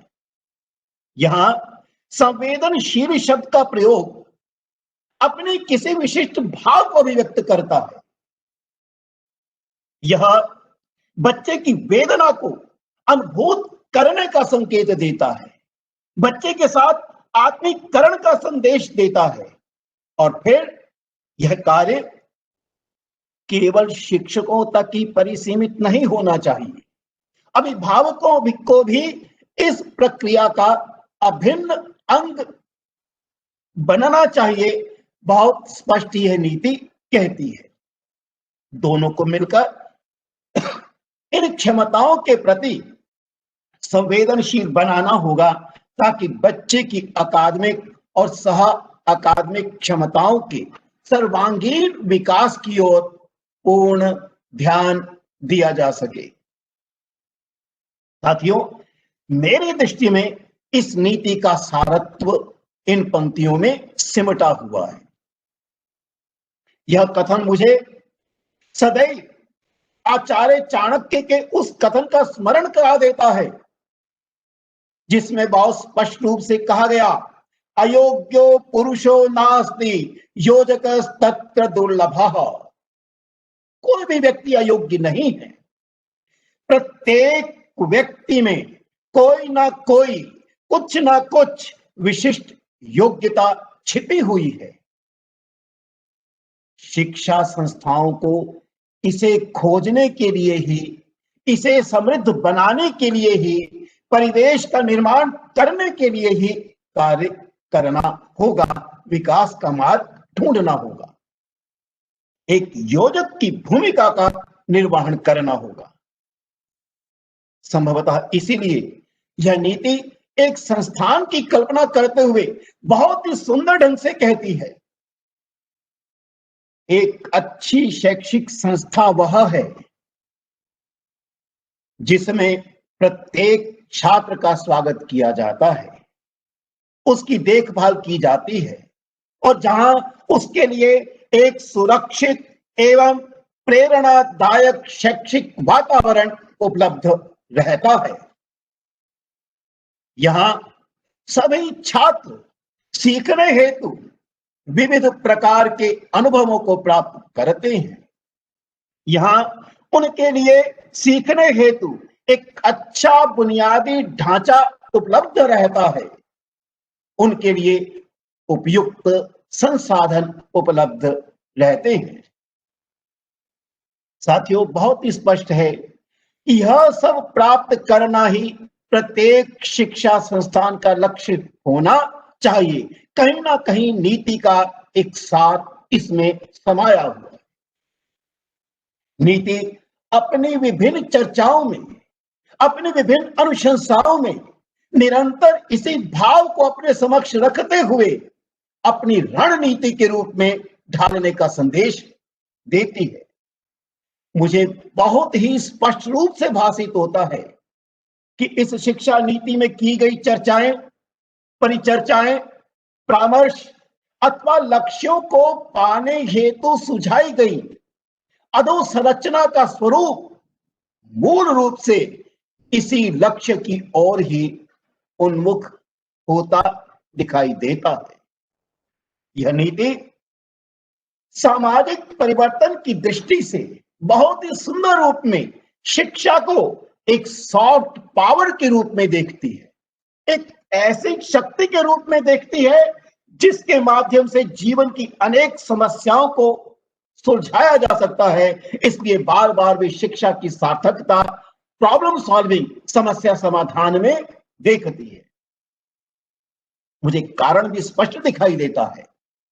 शिक्षा मानव निर्माण की प्रक्रिया है, अतः स्पष्ट ही है कि इसके लिए साहित्य, संगीत, कला, भाषा, शिल्प, संस्कृति आदि जैसे तत्वों से युक्त मानविकीय विषयों में ही मन को छूने की अद्भुत क्षमता विद्यमान रहती है। संवेदनशील मनस तत्व को छूने के लिए कठोर अभिकरणों में सामर्थ्य नहीं रहता। यही कारण लगता है कि यह नीति कला, संगीत आदि से आपूरित पाठ्यक्रमों, जिन्हें प्रायः art, music etcetera oriented courses कहा जाता है, को सभी पाठ्यचर्याओं में अक्रॉस द करिकुलम आवश्यक स्थान देने का आग्रह करती है। यह नीति व्यक्ति में निर्णय लेने की क्षमता में विश्वास और इसका विकास। लोकतांत्रिक प्रक्रिया में विश्वास और उसका अनुपालन, व्यक्ति की स्वतंत्रता के संरक्षण की चर्चा, व्यक्ति के निर्माण में शिक्षा व शिक्षक की अवर्णनीय भूमिका, शिक्षक शिक्षा का संपूर्णतया नवीकरण अथवा पुनर्संरचना, संस्था के दायित्व के रूप में प्रत्येक व्यक्ति की योग्यता के सम्मान एवं स्वागत, भाषा केवल वर्ण, शब्द, पद, वाक्य अथवा लिपि आदि का पर्याय नहीं, अपितु एक शक्ति के रूप में व्यक्ति के विकास में भाषा की भूमिका, सामूहिक कार्य क्षमता का विकास, राष्ट्र निर्माण में साधन के रूप में शिक्षा, सामाजिक एकीकरण एवं सामंजस्य का विकास, समता व समावेशन के सिद्धांत के परिप्रेक्ष्य में प्रवासी मजदूरों के बच्चों के प्रति भी अवधान, ज्ञान का अखंडत्व, इसके परिप्रेक्ष्य में बहुविषयात्मक संस्थानों की कल्पना, भारतीय ज्ञान परंपरा के गौरव के सम्मान एवं अनुपालन, वैज्ञानिक स्वभाव, तार्किकता, विश्लेषण, संश्लेषण, समस्या समाधान, चुनौतियों का सामना करना सिखाना, राष्ट्र निर्माण एवं विकास हेतु ज्ञान सृजन एवं अनुसंधान की महत्वपूर्ण भूमिका, पढ़ने की संस्कृति का विकास, राष्ट्रीय पाठ्य पुस्तक संस्था की कल्पना, निरंतर रचनात्मक मूल्यांकन में आमूलचूल परिवर्तन ताकि संपूर्ण विकास के परिप्रेक्ष्य में 360 डिग्री का प्रगति पत्र, आकलन, स्थिति ज्ञान, अवलोकनीय पक्ष एवं विकास का संशोधन अर्थात असेसमेंट एज ऑफ फॉर, मानवता की दृष्टि से करुणा, सहानुभूति, साहस, लचीलापन और जैसा स्पष्ट किया वैज्ञानिक चिंतन आदि मूल्य, नैतिकता, संवैधानिक दायित्वों के सम्मान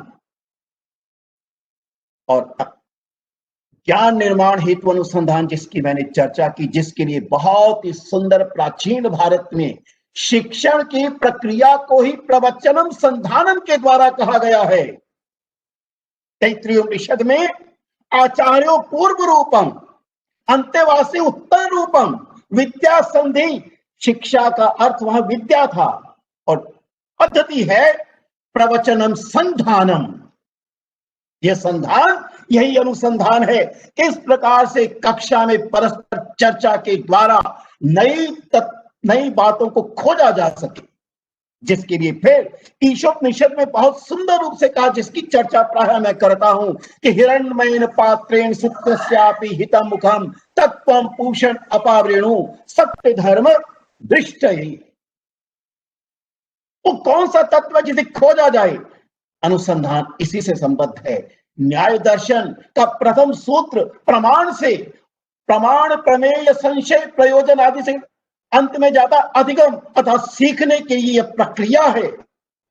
ऐसे भारतीय ज्ञान परंपरा में विश्वास रखने वाली यह शिक्षा नीति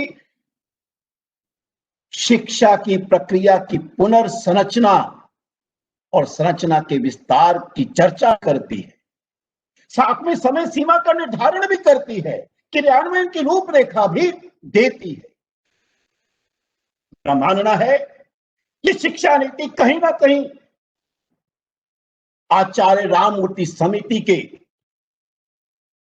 जो सन 1990 में थी, उसका जो शीर्षक दिया गया था मानवीय और सजग समाज की ओर, towards human and enlightened society, इस स्वप्न को कहीं पूरा करना सिखाना चाहती है। बहुत ही सुंदर रूप में उसी नीति की भूमिका में कहा गया था, उस समिति के प्रतिवेदन की भूमिका में कहा गया था, we have spent 43 years on building the state. Let us now start building the nation. In this process, education must attain primacy. It must become power. मेरी दृष्टि में मैं एक और जोड़ूंगा इसके साथ, मनुष्य बनने की प्रक्रिया, मानवता का निर्माण यह नीति सिखाती है। अभी सम्माननीय राजपूत जी ने डेलोर्स कमीशन रिपोर्ट की चर्चा की थी। उसने 4 आधारभूत स्तंभों की चर्चा की थी। उसका जो चतुर्थ स्तंभ बहुत ही सुंदर है। वो कहती है लर्निंग टू बी, मनुष्य बनने हेतु शिक्षा। मनुष्य बनो, इस नीति का सार कहीं ना कहीं मनुष्य बनने की प्रक्रिया में छिपा हुआ है। साथियों, मेरा मानना है यह नीति एक बहुत ही सुंदर ढंग से एक कथन कहती है जिसका सार भिन्न भिन्न रूप में हमारे सामने आता है। ये कहती है बच्चा सीखे, बिल्कुल ठीक है, लेकिन बच्चा यह भी सीखे कि सीखा कैसे जाता है। निरंतर सीखने की प्रक्रिया अनिवार्य है।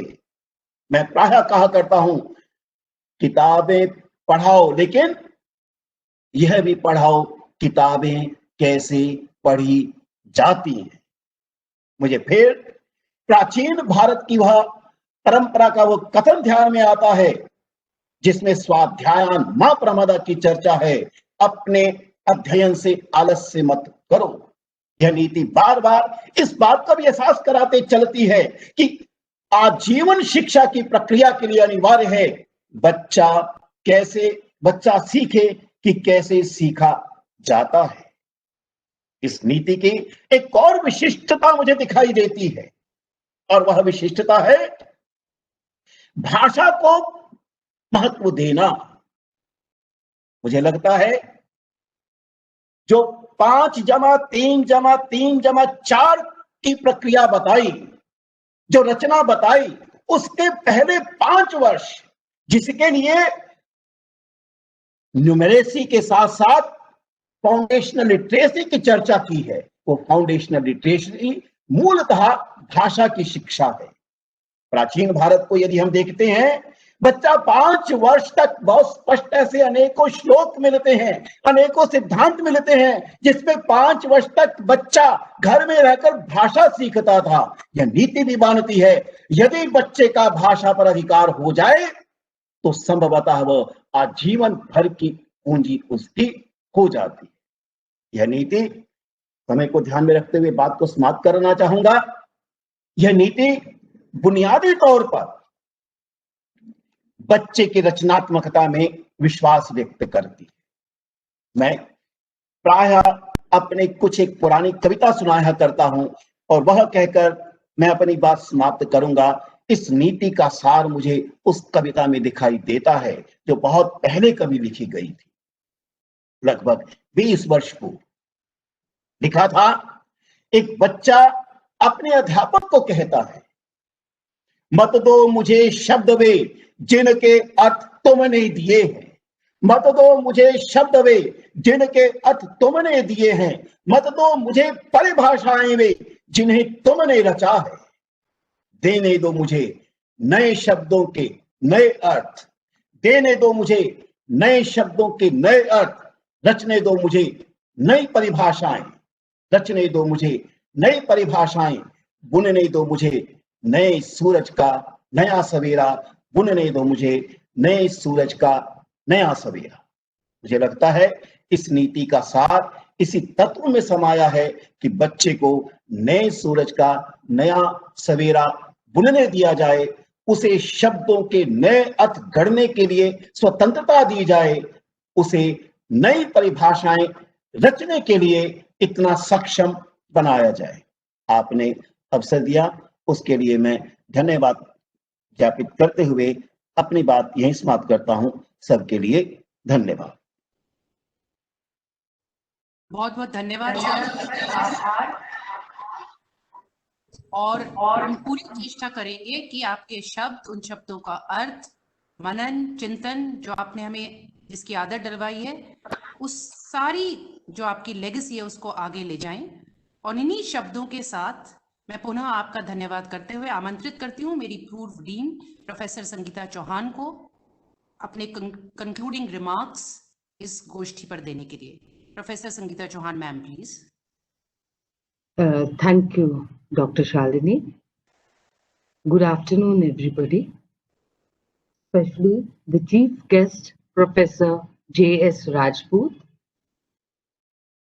Professor Chandkiran Sulijaji, Padam Shri Dr. Professor Dr. Mahesh Vermaji, the Honorable Vice Chancellor of our university and patron of this celebration. Our Registrar Shri Ravi Dadichi, the Dean Professor Dhananjay Joshi, the Deans of the University and the Directors of the affiliated colleges, our dear colleagues, our research scholars, and our students. Aptly, very nicely, very balanced way, we had our chief guest here and our guest of honor. Let me, just to conclude, give the main gist of what each one said.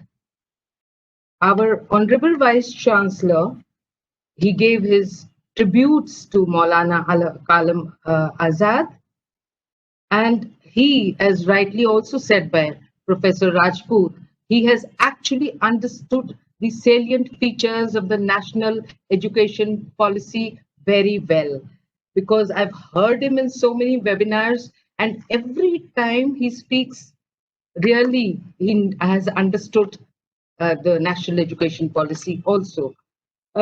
He spoke about the intrinsic nature of the national education policy, which talks about access, equability, and accountability, and how he began with the early education. And he said that today it's the need of the hour that we link education to employability. They should be hand in hand and in glove. And how we can solve the problems of the future would be to link the present and look at the challenges. He said the denial of technology has brought the campuses to the applications.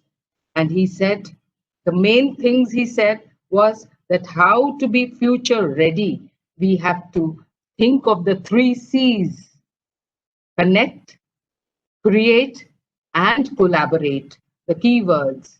He also said, he talked about Samaj and Sanskriti, the culture and society, very well. Thank you, Honorable Vice Chancellor, sir, for really giving us a gist in your few welcome words. Then let's go on to our chief guest, Professor J.S. Rajput, sir.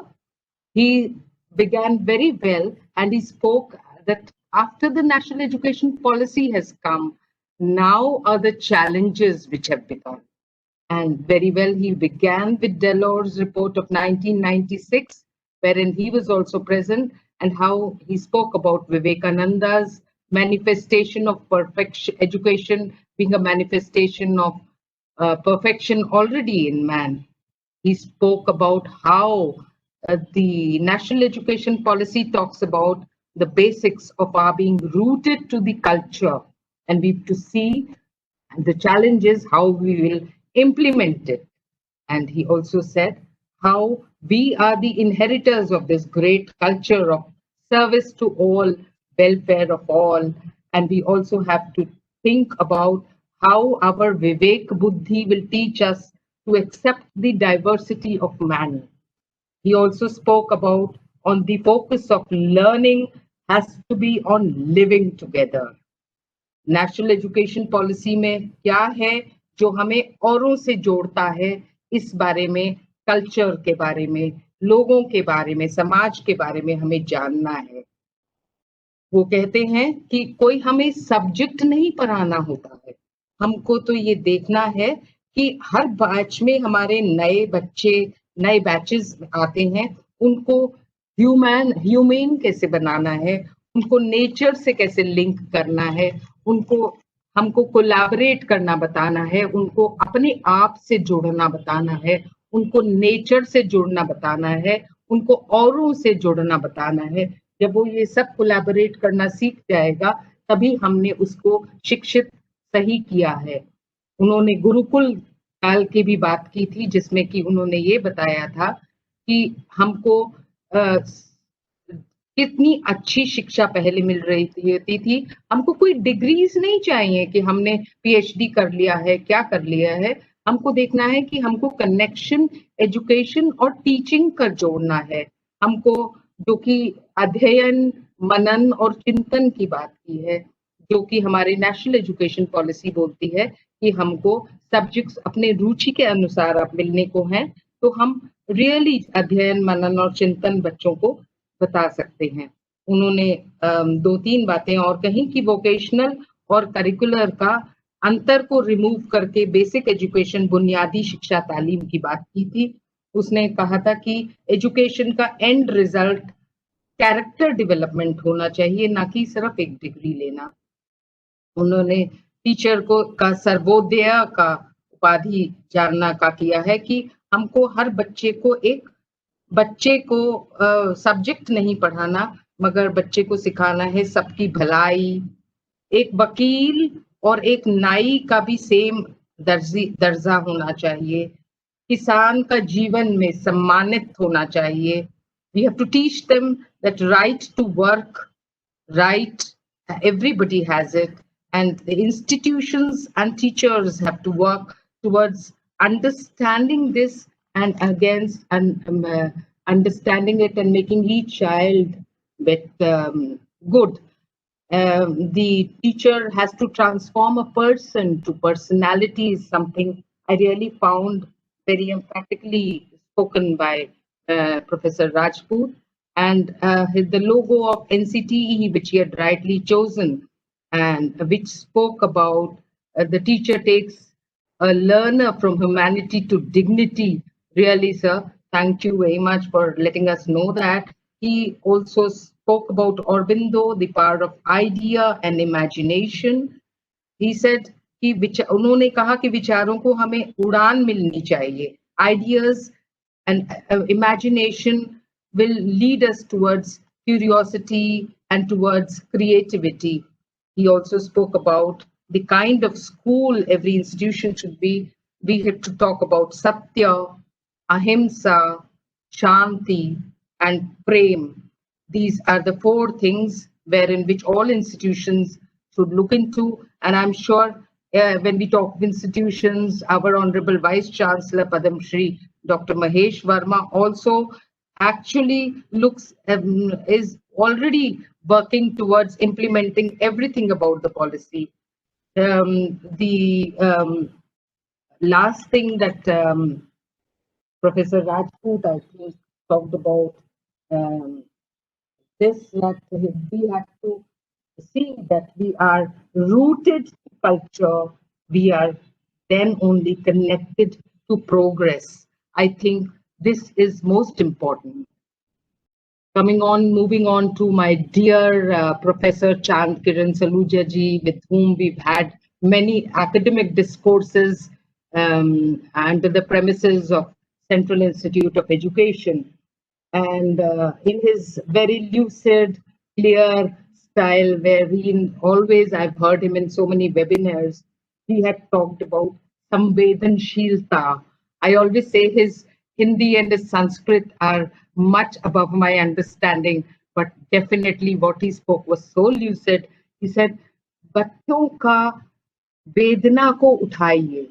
You pick up a child's vedana, and it is not the prerogative only of teachers, it is of all the samaj, that you have to think of the child and teach him some and be संवेदनशील. उन्होंने चाणक्य की जो पंक्तियां बोल, कोई अयोग्य नहीं है, everyone has a special योग्यता, वो नेशनल एजुकेशन पॉलिसी में उसको मद्देनजर रखा हुआ है. और हमको हर इंस्टीट्यूशन को, हमारे अच्छे vice chancellor professor Mahesh Verma ji भी इसको देखते हैं कि हमारा इंस्टीट्यूशन और हमारे सारे टीचर्स इस बच्चों की, ये चाणक्य के कहे अनुसार इंस्टीट्यूशंस में हम हर बच्चे के विकास की ओर प्रेरणा करता है, हमारा इंस्टीट्यूशन भी, यूनिवर्सिटी और हमारे टीचर्स भी. और उन्होंने, चांद किरण सलूजा जी ने ये भी कहा कि हमारे हर इंस्टीट्यूशन को देखना है कि हर विद्यार्थी वेलकम हो, वो लुक्ड आफ्टर हो, वो सिक्योर्ड हो, वो हमारा जो एटमॉस्फेयर हम प्रदान करते हैं वो इतना एक्सपीरियंशियल हो, इतना कंड्यूसिव टू लर्निंग हो, उसमें इतनी फैसिलिटी हो, इतने टीचर्स बच्चों की वेदना को समझ रहे हो, वो सब चांद किरण सलूजा जी ने कहा और वो हमारे वाइस चांसलर साहब देखते हैं। उसका हम सभी मतलब वी आर प्रमाण टू इट। सलूजा जी ने कल्चर की बात कही, जो कि अगर मैं देखती हूँ कि नेशनल एजुकेशन पॉलिसी में जहाँ तक स्कूल एजुकेशन और हायर एजुकेशन 4 डिविजन्स दिए थे, उसमें जब लैंग्वेज पर बहुत जोर दिया था, मल्टीलिंगुअलिज्म का बात किया है, उसमें कल्चर, आर्ट, म्यूजिक, इन सब को लिंक किया है सब्जेक्ट का। ये बात सलूजा जी ने बहुत अच्छी तरह उठाई। वो संस्कृत से जुड़े हैं, हम अंग्रेजी से जुड़े हैं, हिंदी से जुड़े हैं, कल्चर से जुड़े हैं हम सब लोग। तो culture, language, art, literature, music, ये सब जब लिंक होगा सब्जेक्ट से जो कि नेशनल एजुकेशन पॉलिसी में है, तो फिर बहुत अच्छा समाज और एजुकेशन होगा। उन्होंने बात की और उन्होंने बात की कि भाषा की आखिरी में कि भाषा की जो बहुत महत्वपूर्ण भूमिका है वो योग्यता का विकास है। वो he said talked about numeracy. Even if you're learning whatever, in the first 5 years of one's life, one is only learning a language at home, the mother tongue, the language of one's regional tongue, and the language which takes us to humanity, English, everywhere, wherever possible. He spoke about that, and the role of language he highlighted very well. I'm so happy about it. He also spoke about the Ramurthy Committee and how humane, enlightened society, Ramurthy Committee has talked about being a humane, enlightened society, and how he said, building of states तो बहुत हो गया, अब हमको nation building की बात करनी है। उन्होंने सलूजा जी ने डेलोर की लर्निंग टू बी, वो 4 पिलर्स की राजपूत साहब की तरह वही भी बात की। और हमें बुक्स से पढ़ाना नहीं है सिर्फ टीचर्स को, हमको ये देखना है कि किस तरह बच्चों को बुक्स को अध्ययन करना सिखाएं। वो कहते हैं बच्चों को और टीचर्स को अध्ययन करने में आलस्य मत करो। वो हर समय क्लास में भी और स्टूडेंट्स को पढ़ाते थे तो यही कहते थे कि किताबें मत पढ़िए, मगर आप किताब को पढ़ना बच्चों को सिखाइएगा। और लैंग्वेज को इम्पोर्टेंस देते हुए, क्रिएटिविटी ऑफ चाइल्ड की बात करते हुए सलूजा जी ने अपने आइडियाज को विराम दिया था। और उसके बाद I would thank everybody, the patron, Professor Mahesh Verma, the chairperson, the dean, and all my colleagues for giving us all this opportunity to connect. And I would end by saying that Maulana Abul Azad ने जो बोला था कि dream before your dreams, dreams can come true, उसको करते हुए हम ये सच में सपने देख रहे हैं कि हमारे ऑनरेबल वाइस चांसलर हमारे इस इंस्टीट्यूशन को एनईपी की इम्प्लीमेंटेशन में करके कितने आगे हम लोगों को बढ़ाएंगे। Thank you very much, God bless you all. Thank you Sangeeta ji. Thank you, Sangeeta Chauhan. Thank you so much. Well said. Thank you. Thank you, Sangeeta ma'am. You really concluded. Grateful to you. And now I request my former dean, Professor Saroj Sharma, to kindly deliver the vote of thanks for the day. शिक्षा के इतने पुरोधा जहां मौजूद हों, वहां पे धन्यवाद ज्ञापन एक अभिव्यक्ति का एक छोटा सा रूप ही है। हृदय से ये उद्गार निकले हैं धन्यवाद ज्ञापन के, कृपया स्वीकार करें। धन्यवाद हमारे वाइस चांसलर महोदय का, जिन्होंने एक इनिशिएटिव लिया और हमें मौका दिया कि हम इसको आयोजित करें। धन्यवाद डीन का, धनंजय जोशी जी का, जिन्होंने इसको आगे बढ़ाया। और एक पुरोधा जिनको हृदय से मैं धन्यवाद देती हूँ, प्रोफेसर JS राजपूत। जब भी परेशान हुई, जब भी किसी समस्या का समाधान चाहा, तो बस प्रोफेसर राजपूत ही याद आते हैं। और जो कम्युनिटी पार्टिसिपेशन की नई शिक्षा नीति में बात की गई है, या समाज का शिक्षा में जो एक सामंजस्य स्थापित करना है और शिक्षक को हमेशा अवेलेबल रहना है विद्यार्थियों के लिए, तो शायद कभी उनसे पढ़ा नहीं, उनके साथ कभी काम भी नहीं किया, मगर जब भी कोई एक मुझे शिक्षक के रूप में, आदर्श शिक्षक के रूप में, एक गुरु के रूप में मैं इमेजिन करती हूँ, तो प्रोफेसर राजपूत ही याद आते हैं और सारी समस्याएं, सारे संशय समाप्त हो जाते हैं। आज भी शिक्षा नीति को लेकर और आगे उसके मार्गदर्शन के लिए जिस तरीके से उन्होंने उदाहरणों के द्वारा सर्वोदय की अवधारणा को बताया, बहुत बहुत धन्यवाद सर, हमें अपने आशीर्वचनों से लाभान्वित करने के लिए। और जिस तरीके से धनंजय जी ने और अमित जी ने प्रोफेसर चांद किरण सलूजा जी के बारे में कहा है कि ऋषि के रूप में उनका जीवन रहा है, तो गुरु की जो गुरुत्व है, शायद हमें उस परंपरा को सलूजा जी से आगे भी हमें उस लेगेसी को ले जाना है। जिस तरीके से सलूजा जी रहते हैं, समाज के लिए योगदान देते हैं और भाषा के क्षेत्र में उनके जो कार्य हैं, नई शिक्षा नीति में निश्चित रूप से मुझे लगता है कि एक दशा और दिशा के निर्धारण में हमें एक रूप मिलेगा। बहुत बहुत धन्यवाद सर। और मेरे जो साथी वृंद हैं, डॉक्टर अमित आहूजा, शालिनी जी, आपने इतना अच्छा कन्वीन करा कार्यक्रम को, अंजलि जी, सभी लोगों को हृदय से धन्यवाद। जो विभिन्न विभागों के डीन हैं, शिक्षक वृंद हैं, सभी को मेरी तरफ से धन्यवाद। जो पार्टिसिपेट कर रहे हैं, जो उन्होंने ज्ञान की सीपी बटोरी है आज, मुझे लगता है कि नई शिक्षा नीति की सार्थकता तभी होगी जिसकी बात अभी शुरू से कही गई है कि मनुष्य का निर्माण इस शिक्षा नीति का भाव है। और मैं आज राष्ट्र कवि मैथिली शरण गुप्त को भी याद करना चाहूंगी, जिन्होंने कहा था, वही पशु प्रवृत्ति है जो आप ही चरे, वही मनुष्य है जो मनुष्य के लिए मरे। तो शायद जो मैं हमेशा कहती हूँ कि we are nurturing human race and we have to take care of that race, तो उसकी जो गुरुतर हमारे ऊपर जिम्मेदारी है, उसको हम निभाएं। जो नींव की ईंट है, जो टेक्निकल सपोर्ट सिस्टम है, बानीप्रीत है, और जो विभाग के अन्य तकनीकी क्षेत्र के लोग हैं जिन्होंने इस कार्यक्रम के संचालन में पीछे रह के अपना योगदान दिया, सभी को हृदय से धन्यवाद। और मैं आशा करती हूँ कि प्रोफेसर राजपूत, प्रोफेसर सलूजा, आपका हमेशा ही हमें मार्गदर्शन इसी प्रकार मिलेगा और हम शिक्षा के क्षेत्र में नई ऊंचाइयों को छुएंगे।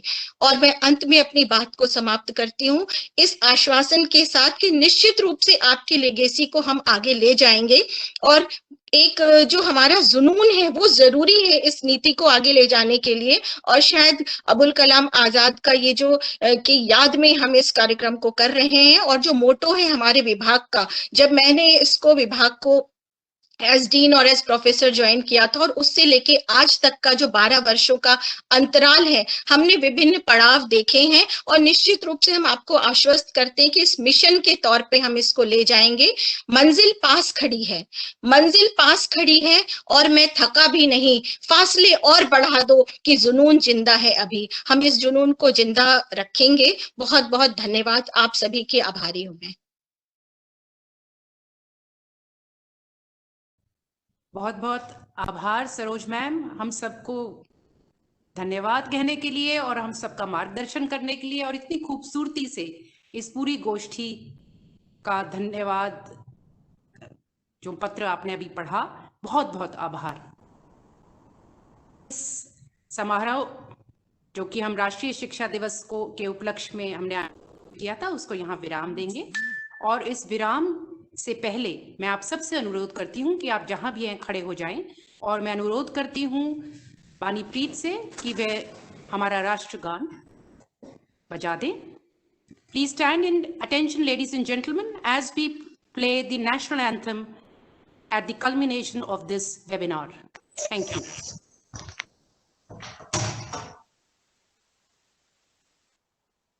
जन गण मन अधिनायक जय हे भारत भाग्य विधाता, पंजाब सिंध गुजरात मराठा द्राविड़ उत्कल बंगा, विंध्य हिमाचल यमुना गंगा उच्चल जलधि तरंगा, तव शुभ नामे जागे, तव शुभ आशीष मांगे, गाहे तव जय गाथा जनगण मंगलदायक जय हे भारत भाग्य विधाता जय हे जय हे जय हे जय जय जय जय हे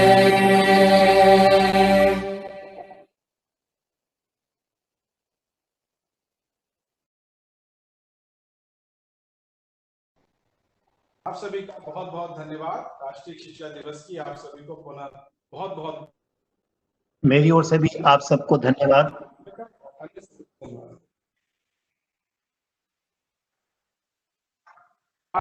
Hind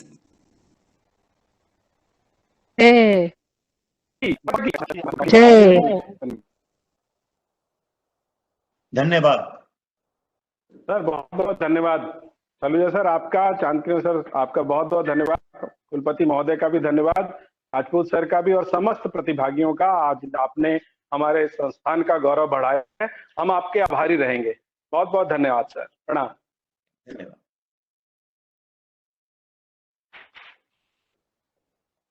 You can leave the meeting, please, all the students. धन्यवाद, thank you very much.